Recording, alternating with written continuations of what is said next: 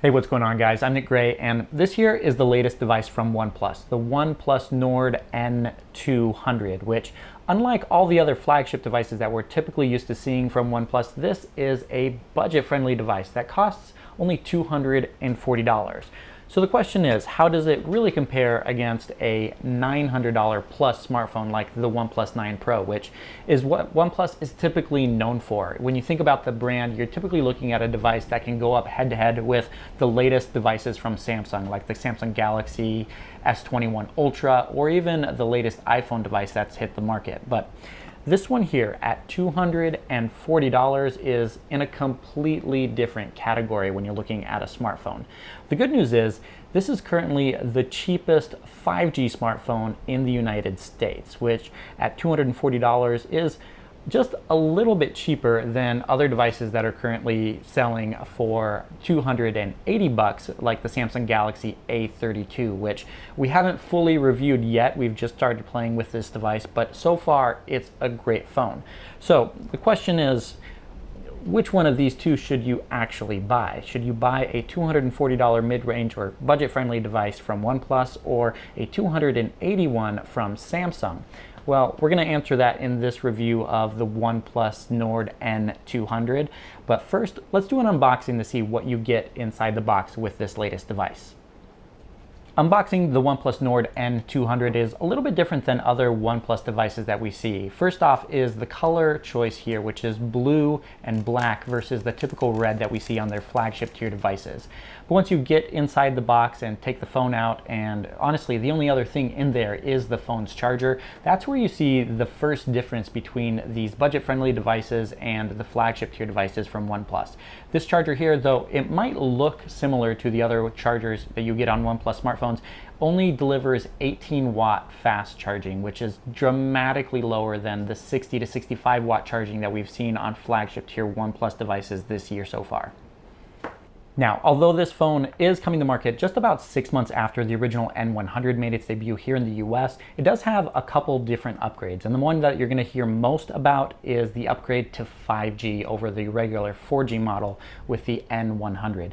So if you're looking for a 5G device, this is probably the best way to go if you're on a budget. But the other upgrade as well, and the one that I've noticed the most, is the upgrade to the Full HD Plus resolution panel here versus the 1080p. And this also has a 90 hertz refresh rate. Now, while 90 hertz sounds impressive, the performance of that 90 hertz isn't what you typically get out of AMOLED panels, since this is an LCD panel. Like we've seen in a lot of other Chinese smartphones this year, from Oppo and even Xiaomi with 90 hertz or even 120 hertz LCD panels, the performance of those panels isn't really as good as what you get out of AMOLED displays on higher end devices. So just keep that in mind. It does translate pretty well if you're simply watching content, but if you're scrolling through and navigating the UI of the phone, you will see some ghosting here and there, even with the 90 hertz enabled. The other upgrade that's definitely noticeable is also the 16 megapixel selfie camera that's peeking through the display, while the original N100 only had an 8 megapixel sensor. And then finally, my favorite one is the design. Even though it is a plastic back panel and a plastic frame, you're not looking at any aluminum on the exterior of this device. It's actually quite nice. It feels really nice. I'm not sure if you can see that in the camera there, but the dual tone, almost fading from light to dark at the top to the bottom of the phone, looks really nice. It's still a little bit of a fingerprint magnet, despite the fact that it does have a frosted finish on here, but this definitely looks so much better than the original N100 did.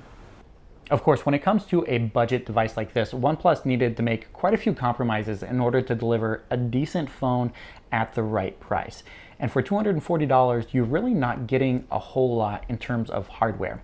As I mentioned, you do get that upgrade with the LCD display going all the way up to 1080p at 90 hertz. Even though it's not the greatest panel, it's still an upgrade over the previous model. And then there's the Snapdragon 480 chipset, which is also an upgrade over the 460, but the only real upgrade that you get is the addition of 5G connectivity. When you're running benchmarks or just looking at side-by-side comparisons between these two devices in terms of performance, the numbers are going to be practically indistinguishable, which If you're into gaming, I definitely would say stay away from this device. You can do some casual games still if you don't mind just playing some puzzle games or something that's far away from Call of Duty Mobile or Genshin Impact, but there are quite a few games you can still play here if you're not a heavy gamer.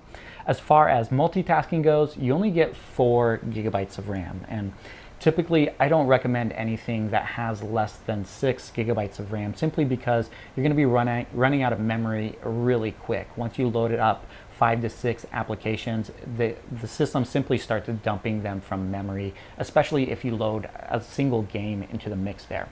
The good news is you get 64 gigabytes of internal storage with this phone, and while that doesn't sound like a lot, that 64 gigabytes is also supplemented by a micro SD card slot, which you can technically take up all the way to 2 terabytes, which if you buy a 2 terabyte micro SD card, that's going to cost you more than this phone itself, but you'll be able to load up all of your movies, all of your music, all of your pictures, anything that you want on this device, especially now when Google Photos is starting to charge for additional storage. Once you hit that 5 gigabyte mark, you can take pictures on this phone limitlessly almost, and you'll probably never be able to fill it up if you have an SD card in there all the way up to 2 terabytes.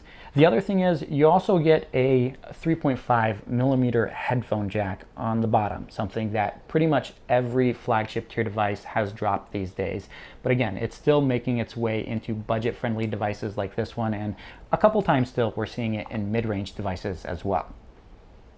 Looking at the camera experience on this device, you might think that you're getting a good camera since you have a triple camera setup on this device, but really only the 13 megapixel main camera is worth anything, since the other 2 sensors, the 2 megapixel monochrome and 2 megapixel macro camera, really aren't worth anything at all.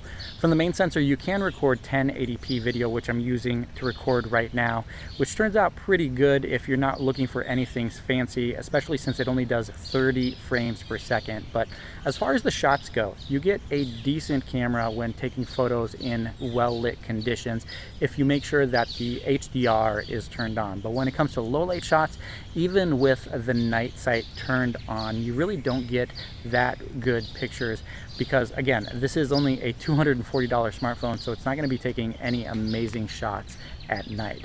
The 16 megapixel selfie camera can also record 1080p video and does have electronic image stabilization, as does the main camera, but it's definitely not as good as it is with that main sensor on the back of the phone. But if you are ever trying to take a selfie on this phone, I would actually recommend trying to flip over the main camera and taking a blind selfie that way, just because the results are going to be so much better than what you get out of the 16 megapixel selfie camera on the front of the device.